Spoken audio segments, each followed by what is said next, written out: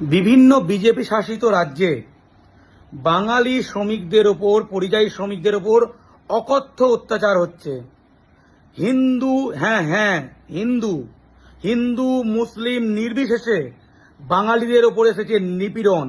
এমনকি বাংলাদেশি বলে ডকুমেন্ট থাকা সত্ত্বেও, ভারতীয় ডকুমেন্ট থাকা সত্ত্বেও বাংলাদেশে পুশব্যাক করে দেয়া হচ্ছে।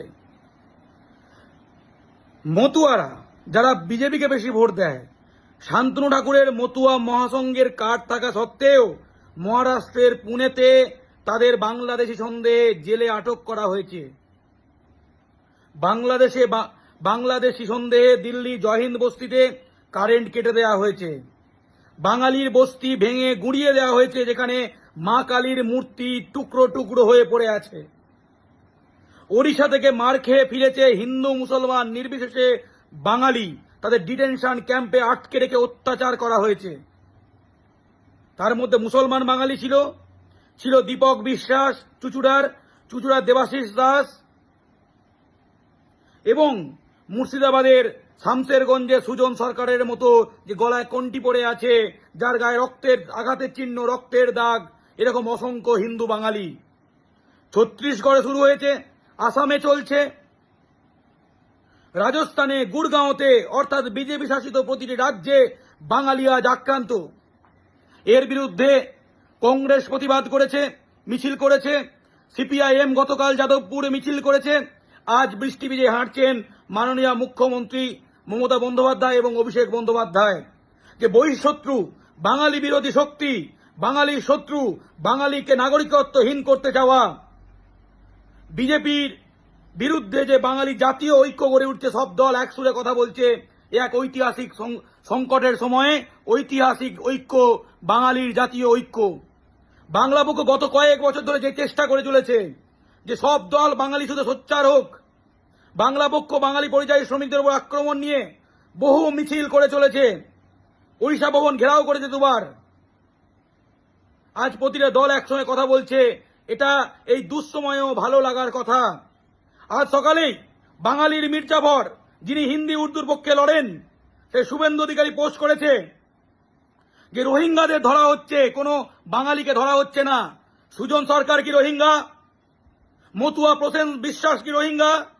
দেবাশিস দাস কি রোহিঙ্গা?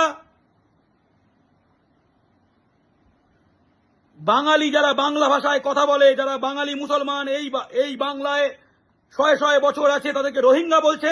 রোহিঙ্গা তো মায়ানমারের একটা অঞ্চলের অন্য ভাষা, যেটা বাংলা নয়। গুলিয়ে দেওয়ার চেষ্টা হচ্ছে। এই মির্জাফরদের চিনে নিন। ব্রিটিশ সময় যেমন মির্জাফর ছিল, তেমনি আজকের দুনিয়ায়, আজকের ভারতে বাঙালি দালাল মির্জাফরের শুভেন্দু অধিকারীরা হিন্দু মুসলিম নির্বিশেষে যে বাঙালির ওপর আক্রমণ হচ্ছে, সেটাকে গুলিয়ে দেওয়ার চেষ্টা করছে। এদের চিনে নিন, সামাজিকভাবে বয়কট করুন, এদের সমস্ত দিক থেকে বয়কট করুন।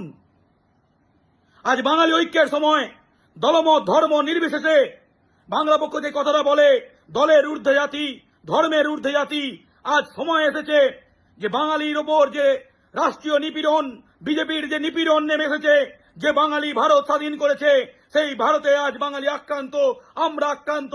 আমাদের গায়ে রক্তের দাগ, আমাদের গায়ে বিদেশি তকমা, আমাদেরকে নাগরিকত্বহীন করে দেওয়া হচ্ছে, নির্যাতন করা হচ্ছে।